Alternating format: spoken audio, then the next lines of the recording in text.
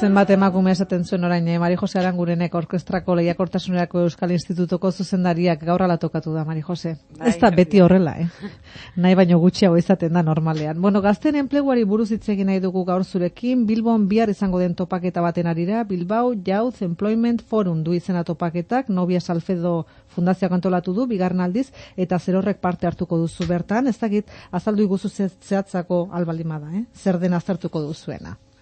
Bueno, pixkat, gazten enplegarritasunari buruz arituko gera, eta, bueno, landuko deguna izango da,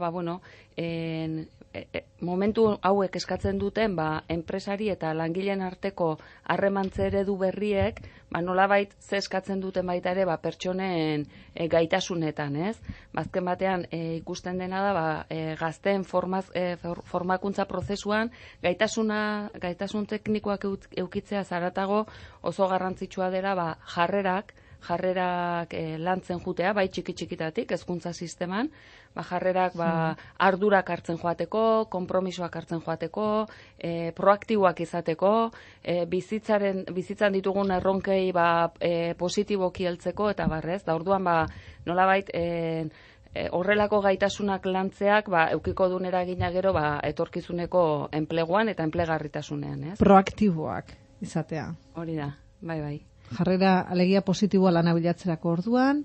Bai, eta tokatzen zaizu lanpostuan edo tokatzen zaizun lantokian, zuk bakoitzak dauzkan gaitasun horietatik abiatuta, zer balore edo zer aportatu dezaken, aportatzen joatea, ez? Zauden proiektuan, ez? Baina horrek eskatzen du baita ere, enpresa buruaren edo enpresariaren aldetik konfidantza pertsonengan eta pertsona horien garapena ardatz bezala hartzea, ez? Enpresa barruan. Eta garapen horrek azkenean da konfiantza horrek, pertsonak daukan hoberen amatea ekartzen du, eta aldi berean, enpresari baita ere, balorea eta onura dakarkio, ez? Orduan azkenean, bientzako irabazte estrategiak dira, ez? Bai, langilea, motibatuago dago lanean, daukanetik gehiago eman dezake, berritzaileago da, gauza berriak okurritzen baldin mazazkio proposatu ditzake, landu ditzake eta bar, eta enpresaren aldetik ere horre guztiak, enpresa proiektua berritzaileagoa, gauza berriak iteko gaitasuna ematen du eta bar, ez? Eta zergatik aipatzen dituzuen Nazio Batuen Erakundeak onartu berri dituen garapen iraunkorrerako helburuak?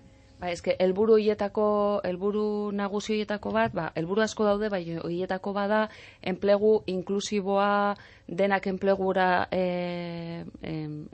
aukitzeko aukera izatea, eta hortan datza, ez? Orduan hori da ardatz bezala hartuko den gakoa, eta horretarako denak enplegua eduki ahal izateko, zer enpresa ereduetan ze aldaketa eman behar diren, eta baita ere pertsonengan ze gaitasun landu behar diren aztertuko dugu. Bueno, topaketen izenburua, enpleagarritasunaren zentzua, garapen iraunkorrerako helburuen markoaren barruan, pixka bat gaztei bideratuta. Mari Jose, eskerrik asko, Mila esker.